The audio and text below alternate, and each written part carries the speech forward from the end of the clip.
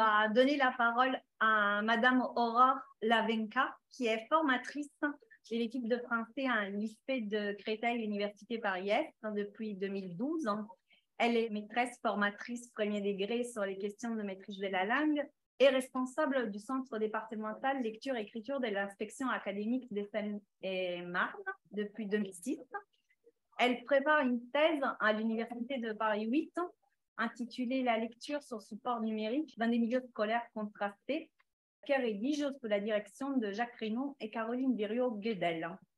Elle a publié un article sur le livre jeunesse numérique dans les cahiers pédagogiques hors série, le numéro 42, et avec Georges Ferronnet, un article sur la classe virtuelle, intitulé La classe virtuelle, quels effets sur la pratique de l'enseignant.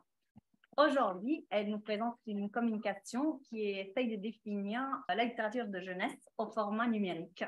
Je vous laisse la parole. Alors, de quoi la littérature de jeunesse au format numérique est-elle réellement le nom? Donc, je commence par un propos liminaire de cadrage. Le livre numérique destiné à la jeunesse s'appuie sur des formats différents, EPUB ou applicatifs, en lien avec les espaces de diffusion où on les trouvera, store, librairie en ligne, site marchand, et se déploie dans des formes très diverses et combinables, multimodale, interactive et hypermédiatique. Elle peut être nativement numérique, c'est-à-dire élaborée pour un support numérique a priori, ou faire l'objet a posteriori d'une remédiatisation, la plupart du temps du papier vers l'écran. Le livre numérique, particulièrement dans l'édition jeunesse, recouvre une réalité éditoriale protéiforme qui génère une terminologie profuse.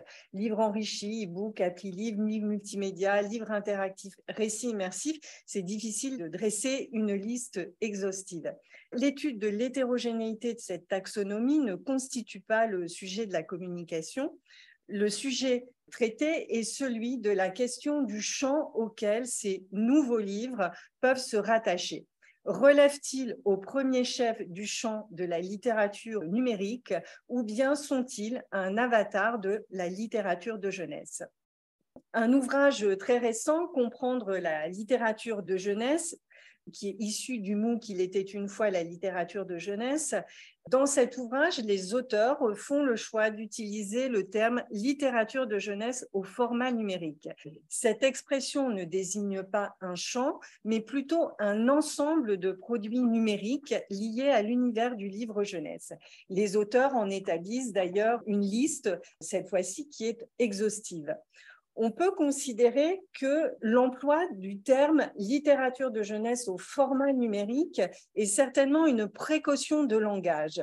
En effet, l'expression littérature de jeunesse numérique peut créer une confusion. Est-ce que quand on parle de littérature de jeunesse numérique, on parle de quelque chose qui a à voir plus ou moins avec le numérique, ou alors est-ce qu'on parle de la littérature numérique de jeunesse? Le terme littérature de jeunesse ayant aujourd'hui un statut de mot composé, l'adjectif numérique s'est ajouté et ça a donné littérature de jeunesse numérique. Est-ce que cette construction a empêché l'émergence et la prospérité de la locution littérature numérique de jeunesse? Nous ferons dans un premier temps l'inventaire de ce syntagme et puis nous confronterons dans un second temps une définition de la littérature numérique et de ses principaux genres à des applications littéraires pour la jeunesse afin de déterminer dans quelle mesure elle pourrait se rattacher au champ de la littérature numérique. Dans la dernière décennie, nous avons identifié 4 publications qui, d'une manière ou d'une autre, abordent cette question.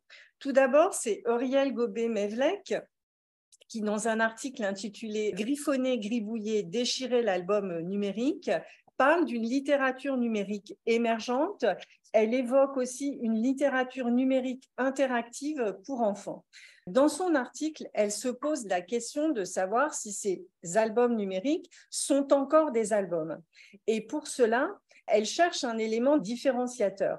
Elle s'appuie sur une définition de l'album de jeunesse qui introduit une caractéristique empruntée à Ségolène Lemaine, c'est-à-dire que l'album de jeunesse suscite l'intervention active de l'enfant, provoquant des gestes que l'adulte juge profanateurs. Et elle en tire la conclusion que l'album numérique ne propose que des illusions de profanation, puisque les gestes transgressifs du jeune lecteur sur l'écran sont toujours réversibles. Et elle dit que l'album numérique est pris dans un carcan technologique qui l'empêche véritablement de proposer de nouvelles écritures. Même si le terme est employé, on peut douter qu'elle considère que ces albums numériques se rattachent à la littérature numérique. Dans un second article de Laetitia Perret-Truchot, elle commence son article très clairement en posant la question et elle se dit: on va confronter la définition de la littérature numérique aux œuvres littéraires disponibles sur les plateformes. Et elle en déduit que l'offre numérique pour la jeunesse disponible sur les plateformes semble plus adopter une partie des codes du cinéma d'animation plutôt que celui de la littérature numérique, et elle décide de requalifier le terme de littérature de jeunesse multimodale. Donc, elle ne lui accorde pas le statut de littérature numérique. Enfin, en 2015, c'est deux articles d'Anne-Marie Petitjean qui, au contraire, prend un point de vue complètement différent et elle défend l'émergence d'une littérature numérique de jeunesse. Dans cet article, elle s'est appuyée sur 5 applications qu'elle a choisies non pas pour leur caractère précurseur, mais plutôt pour la notoriété que ces applications avaient acquise. Et elle en déduit, dans les applications choisies, des critères de filiation, notamment avec la littérature combinatoire et interactive des littératures adultes, mais également avec la tradition du livre jeunesse plus attaché au papier, émergent clairement. Donc, pour chacune de ces applications, elle pointe des correspondances avec la littérature numérique. Elle va plus loin dans cet article, car elle propose les caractéristiques de ce qui pourrait être une œuvre de littérature numérique de jeunesse. Elle expose 3 caractéristiques. Premièrement, pour elle, les interactions et les superpositions et les substitutions entre les différents modes sémiotiques permettent des effets poétiques qui sont spécifiques à ces supports. Deuxièmement, une scénographie de la fiction qui est spécifique aussi, qui permet de mettre en exergue la narration, mais également l'activité du lecteur. Et enfin, la participation et l'engagement du corps dans sa globalité. Donc, elle propose des caractéristiques pour cerner ce champ. Elle va plus loin parce qu'elle pointe aussi des enjeux. Face à l'écran qui favorise chez le jeune lecteur une lecture rapide, fragmentée et utilitaire, il faut s'interroger comment opposer un rapport esthétique à la langue qui s'inscrit dans une lecture attentive, réflexive et interprétative. Et c'est le rôle qu'elle assigne à la littérature numérique pour la jeunesse. Maintenant, qu'en est-il de la question qu'elle posait sur la patrimonialisation possible de ces œuvres numériques? Donc ça, c'était les 5 œuvres qu'elle avait analysées. Aujourd'hui, le constat est un peu douloureux parce que l'obsolescence et la labilité, qui sont les 2 ennemis des œuvres numériques, sont passés par là, et il ne reste plus que 2 œuvres qui sont actuellement disponibles. Donc, à la suite de ces articles, nous poserons à nouveau la question de l'existence d'une littérature numérique de jeunesse en faisant dialoguer des œuvres de littérature numérique à la définition de la littérature numérique et de ses genres.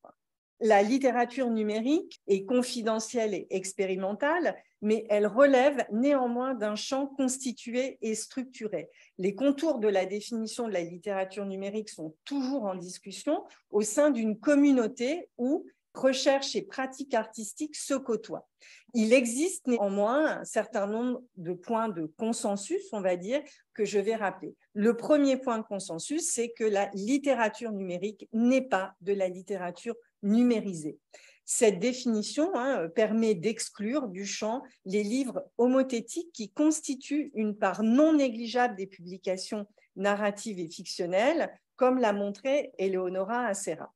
Quant à la définition de la littérature numérique, je m'appuierai sur celle que Serge Bouchardon propose dans la valeur heuristique de la littérature numérique, il pose un double regard en interrogeant les aspects qui relèvent spécifiquement du numérique, le support, le dispositif d'affichage, les liens hypertextes, le programme, et ceux relevant du littéraire, le texte, le langage, la lecture, la littéralité. Il en déduit que la définition doit contenir ces deux composantes, mais qu'elles ne doivent pas être envisagées en coprésence, mais en mise en tension. Donc, pour lui, la littérature numérique se définit comme étant l'ensemble des créations qui mettent en tension littéralité et spécificité du support numérique. Le dernier consensus sur lequel je m'appuierai, c'est l'existence de trois grands genres dans la littérature numérique qui s'appuient sur les potentialités du numérique, qui sont l'algorithme, l'hypertexte et l'animation. Donc, dans une perspective diachronique, il y a trois grandes familles d'œuvres qui apparaissent, la littérature générative, les fictions hypertextuelles et l'animation textuelle. Confronter des œuvres littéraires destinées à la jeunesse aux caractéristiques de ces trois genres permet d'identifier dans quelle mesure elles procèdent des mêmes intentions. La littérature générative, il y a deux grandes familles, la littérature combinatoire et la littérature automatique, essentiellement représentées par Jean-Pierre Balpe. Pour la littérature combinatoire, je rappelle rapidement qu'elle s'appuie sur un algorithme qui va isoler à l'intérieur du texte des zones substituables, on peut appeler ça aussi des trous, qui vont pouvoir être permutés à partir d'une liste qui fonctionne comme un thésaurus. Et l'algorithme doit aussi garantir la cohérence linguistique et la lisibilité du texte qui sera généré par la machine. Alors, il nous semble que 100 000 milliards de poèmes de Raymond Queneau relèvent d'un cas exemplaire pour réaliser une archéologie des circulations entre littérature de jeunesse et littérature numérique. Donc, comment les choses se sont déroulées ? Raymond Queneau reconnaît dans un entretien qu'il accorde à Georges Charbonnier que c'est un album de littérature de jeunesse qui lui a inspiré l'idée des 100 000 milliards de poèmes. Donc cet album, Tête folle, un album de 1948, permettait, avec les différentes permutations, de réaliser 8192 personnages différents. L'objet livre de 100 milliards de poèmes, vous le connaissez tous, c'est 10 sonnets divisés en 14 vers qui peuvent générer 10 puissance 14 sonnets, donc une quantité de texte à lire qu'on ne pourrait même pas lire dans toute une vie. Très rapidement, l'idée de programmer les 100 milliards de poèmes émerge. C'est d'abord Paul Brafort qui s'y colle, puis c'est un CD-ROM qui sera édité par la maison Gallimard, un CD-ROM qui s'appelle Machine à écrire. Et ce que vous voyez à l'écran, c'est la version en ligne disponible sur le net, qui est toujours disponible, qui a été élaborée par Magnus Bodin en 1997. Toutefois, ces adaptations remettent en question le projet esthétique de Queneau, au moins sur deux aspects. La matérialité liée à la manipulation des languettes qui disparaît et surtout la disparition de la marque de la coupe entre les vers du sonnet.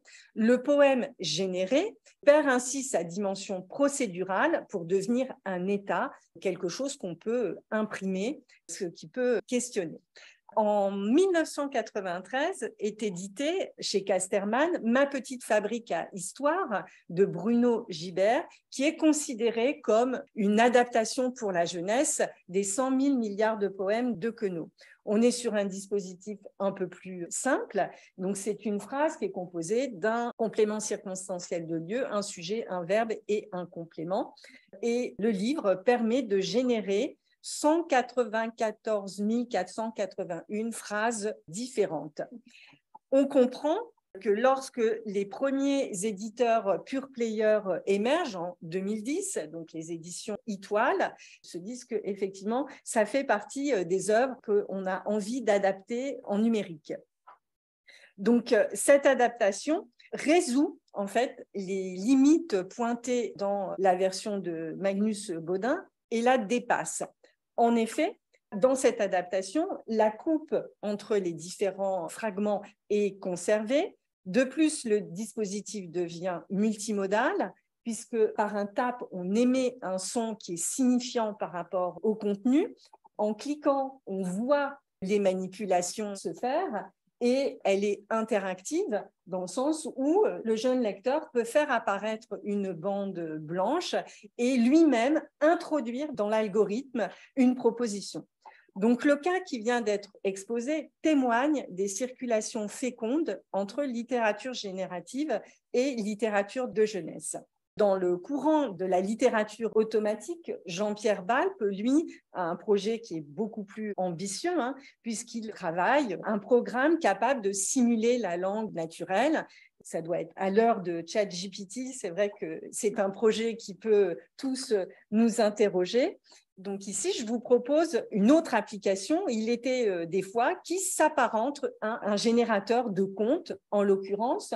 Donc le fonctionnement de cette application, un peu sur le système des tarots des contes, le lecteur va attribuer un statut à chacun des personnages, puis choisir un point de vue et ça va générer à chaque fois un nouveau conte qui apparaît, on le voit sur la dernière image, et qui fonctionne comme un rotulus, mais vertical. Le conte se déroule verticalement. Et il suffit de manipuler la tablette pour changer de point de vue et faire apparaître une nouvelle histoire selon un point de vue différent.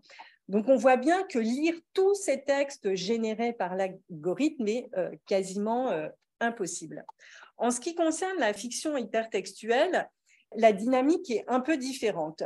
La fiction hypertextuelle émerge avec le logiciel Storyspace en 87, essentiellement aux États-Unis. Tout à l'heure a été évoqué Afternoon Story, qui est, on va dire, la fiction hypertextuelle de référence de Michael Joyce. Donc, ce logiciel permet de créer des récits de structure en arbre, exactement comme l'avait été imaginé de nouveau par l'Oulipo. Donc, ça veut dire que antérieurement aux fictions hypertextuelles, les proto-hypertextes, comme les qualifie Clément, existaient déjà. Donc ici, vous avez à l'écran un conte à ma façon, qui est un proto-hypertexte auquel on peut toujours accéder sur le site de l'Oulipo. Et à côté, le graphe qui matérialise le labyrinthe qui devient la métaphore du parcours de lecteur, du jeune lecteur. Les livres dont vous êtes le héros font aussi partie de proto-hypertextes, mais encore récemment, je ne sais pas si vous connaissez la collection aux éditions Amatera, Choisis la suite de l'aventure, poursuit l'aventure des textes hypertextuels dans un cadre analogique. Le dernier genre que l'on va aborder, c'est l'animation textuelle, la poésie numérique animée. Elle est essentiellement représentée par Philippe Boots et elle est directement liée aux avancées technologiques sur l'affichage graphique des données à l'écran qui progressivement ont permis le déplacement, les transformations des données textuelles et visuelles en temps réel. Donc, ces substitutions, ces suppressions rendent le texte transitoirement observable et crée une forme d'empêchement de la lecture. Donc ici, l'exemple qui est donné, j'ai fait attention de prendre un exemple qui, malgré la fin de Flash, reste encore exploitable. Petite brosse à dépoussiérer la fiction. Donc, il faut en fait, avec le doigt, dévoiler le texte, mais inexorablement, la poussière revient. Il faut vraiment s'employer pour arriver à lire ce texte. On trouve un exemple similaire avec Cache-Cacheville. Ici, le jeune lecteur va devoir, à partir d'une loupe, cette focale rouge, qui lui permet en fait de dévoiler ce qui se passe derrière les murs de la maison. Donc, il y a des petites scènes qui se déroulent et une fois de plus, la scène dans l'intégralité, les scénettes ne peuvent pas être vues dans leur intégralité. Quatrième aspect sur lequel je voulais m'attarder, c'est le récit littéraire interactif. Donc, le récit littéraire interactif qui conjugue narrativité et interactivité ne constitue pas un genre en soi. mais plutôt un format transversal aux 3 genres constitutifs de la littérature numérique.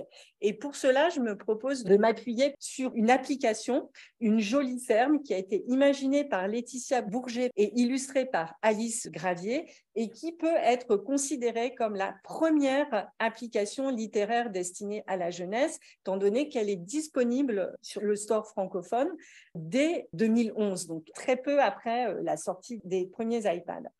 On peut considérer que ces 2 auteurs ont posé les bases d'une grammaire des animations visuelles et multimédia qui seront par la suite reprises et déclinées dans un très grand nombre de projets. Je les ai interviewées, donc elles disent la simple transposition sur écran de livres publiés sur papier nous apparaissant comme un appauvrissement, nous avons pris le parti de concevoir des projets spécifiques pour ce nouveau médium. Elle parle en l'occurrence de l'iPad. Donc, en quoi cette application a posé la grammaire qui va être reprise dans les autres? Déjà, il y a la question des zones d'interactivité. Donc, elles peuvent être signifiées soit par des mouvements sur l'écran, soit par un son. Donc, si on entend le son du lait qui coule, on se dit qu'il faut aller sélectionner une zone d'interactivité, soit une exploration à l'aveugle de tout l'écran. Par ailleurs, il y a, par rapport au couplage entre le geste et l'action, elles ont créé un répertoire qui est différencié. Par exemple, le chat, il faut le toucher très doucement, alors que la souris, il faut tapoter pour qu'elle cuine. Sur les effets multimodaux, notamment les effets sonores qui sont toujours signifiants, on a des effets sonores qui sont intradiégétiques et qui sont de 2 niveaux, des sons présents dans l'image, mais aussi des sons qui vont être déclenchés par le lecteur. Et enfin, les animations vont permettre des dévoilements d'éléments cachés, ici le ventre du chat, le ventre de la souris, vont permettre des déplacements. Il va falloir reconstituer le petit beurre que la souris a mangé et des effets de zoom. En conclusion, nous avons pu constater que des rapprochements pouvaient être opérés entre littérature numérique et littérature de jeunesse au format numérique, à la fois source d'inspiration et hommage dans ma petite fabrique à histoire, reprise de procédés de génération de textes, comme il était des fois, mise en œuvre des mêmes dispositifs d'organisation de la narration avec les livres dont vous êtes le héros, reprise de procédés de dévoilement du texte avec Cache-Cacheville, et inversement, la vitalité, la créativité et la liberté des formes plastiques que la littérature de jeunesse génère peut également être une source d'inspiration et de réflexion pour les auteurs de littérature numérique adulte. L'identification de ces échos, essentiellement formels et peut-être même fortuits, suffisent-ils à rapprocher les œuvres numériques destinées à la jeunesse au champ de la littérature numérique? Les auteurs de littérature de jeunesse numérique ne viennent pas du champ de la littérature numérique. Il n'y a pas de porosité des auteurs. S'ils en adoptent certains codes et principes, ils ne le font pas avec les mêmes intentions et peut-être même pas intentionnellement. Un entretien, toujours avec Laetitia Bourget, la plasticienne autrice d'une jolie ferme, est révélateur du processus de création d'un album nativement numérique. Donc, elle dit « Enthousiasmée par le potentiel de l'album, j'imagine un récit qui se faisait le reflet d'un monde où tout est relié, le tout dans les parties dans le tout, avec des interactions et des portes entre les différents plans, comme semblait le permettre cette technologie. » Puis, elle se tourne vers un développeur qui pense un dispositif dans la limite d'un investissement envisagé par l'éditeur. Et elle dit, cette application qui aujourd'hui n'est plus disponible, ne l'est plus uniquement pour des raisons économiques. Par ailleurs, la littérature numérique peut provoquer une expérience de lecture relevant de l'épuisement, quand il s'agit de lire tous les textes générés, de la désorientation, quand il s'agit de déambuler dans une fiction hypertextuelle, de la frustration, quand il s'agit de saisir fugacement le texte à l'écran, épuisement, désorientation, frustrations ne sont pas des expériences de lecture qui seront recherchées dans la littérature de jeunesse, où les auteurs vont chercher à captiver en mobilisant les émotions du lecteur par des thèmes de prédilection, à créer une expérience esthétique à la fois sur le plan plastique et linguistique, où se mêlent connaissance et culture. Je dresse une sorte de tableau comparatif qui montre encore les écarts entre ces deux mondes. Toutefois, la solidité du cadre théorique proposé par la littérature numérique, couplée à la créativité et la vitalité de la littérature de jeunesse, crée un espace, un champ que l'on peut qualifier de littérature numérique de jeunesse, mais qui peine à se structurer par un manque de publication. En cela, les deux textes d'Anne-Marie Petitjean restent une référence, ces deux textes de 2015. La réflexion engagée permet d'envisager de nouvelles pistes de questionnement. Nous en identifions au moins deux. Les livres d'artistes, ou parfois appelés livres-objets, en tant que sous-genre de l'album de littérature de jeunesse, ne constituent-ils pas un point d'entrée pour repérer des ponts avec les procédés et les intentions de la littérature numérique de jeunesse? L'éclatement des formes envisagées, comme la fragmentation d'une forme à un instant donné, ne serait-elle pas à la fois une caractéristique spécifique à la littérature de jeunesse au format numérique, mais également une opportunité pour les productions actuelles? Je prends un exemple. Après la période de l'après-coup, c'est-à-dire les remédiatisations vers le numérique, s'envisager sur la base d'un album papier qui a connu un succès d'estime ou un succès éditorial. N'allons-nous pas entrer dans une période où l'éclatement des formes pourrait être une voie vers l'équilibre économique tant recherché et attendu? Je prends un exemple, qui est malheureusement un contre-exemple, les fantastiques livres volants de Maurice Lesmore, qui avait fait à l'origine l'objet d'un film d'animation qui a été primé, d'une application, d'un dispositif de réalité augmentée et d'une novélisation sous la forme d'un album, était précurseur en la matière. Malheureusement, aujourd'hui, l'application n'est plus accessible. Il reste sur YouTube le film d'animation et malheureusement, l'album de jeunesse papier, qui en plus n'est vraiment pas un album de qualité, vu qu'il est composé de captures d'écran du film d'animation. Je vous remercie pour votre attention.